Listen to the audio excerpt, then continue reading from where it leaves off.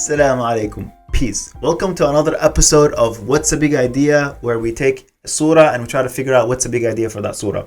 Today we're going to look at Surat Al Imran, the third surah in the Quran. Surat Al Imran is the second largest surah in the Quran, and it's just like Surat Al Baqarah, has a lot of ideas and a lot of themes, but I still believe it has a big idea. Let me know if you agree or disagree at the end. The way we find out the big idea is by looking at the beginning of the surah, by looking at the end of the surah, by looking at the name of the surah, by looking at any stories or any popular verses.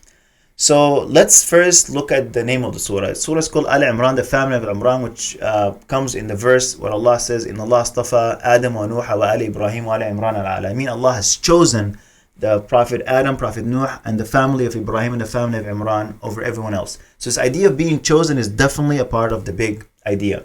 Also, at the beginning of the surah, Allah talks about this idea of guidance, like He has guided us. And that also has to do with the idea of being chosen, because He's saying, look, you are chosen.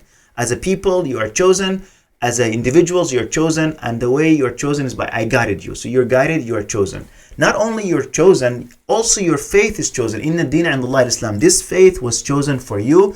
So you better submit to it. And also, not only that, your calamities, whatever you're going to go through in this life is also chosen. So the idea of being chosen is extremely important. But then He's saying that since you're chosen, I need you to submit. And that shows up in the story of Al Imran, where the mother of Imran and Sayyidina Isa and Sayyida Maryam, they were all chosen and they were all tested and they all submitted very deeply.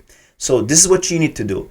And the way you submit, He wants us to do two different things. First, by focusing on akhirah, not dunya. زُيْرَ النَّاسُ حُبُّ الشَّهَوَاتِ. Allah has put in your hearts the love of this dunya, but I need you with taqwa and patience to focus on akhirah. The second part of submission, Allah says, I need you to focus on al-muhkam, the certain, and not the doubtful, which is a mutashabihat. So these are the two ways to submit.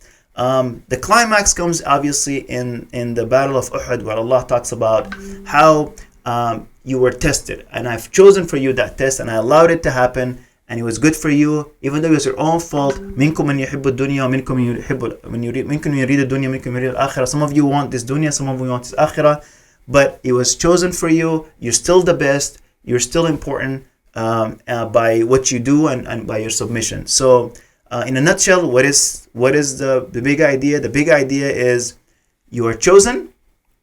And you need to submit with taqwa and with patience. And the way you submit is by focusing on akhirah, not dunya, and by focusing on al-muhkam and the certain, not al-mutashabih, which is the doubtful. Until next time, I say assalamu alaikum. Peace.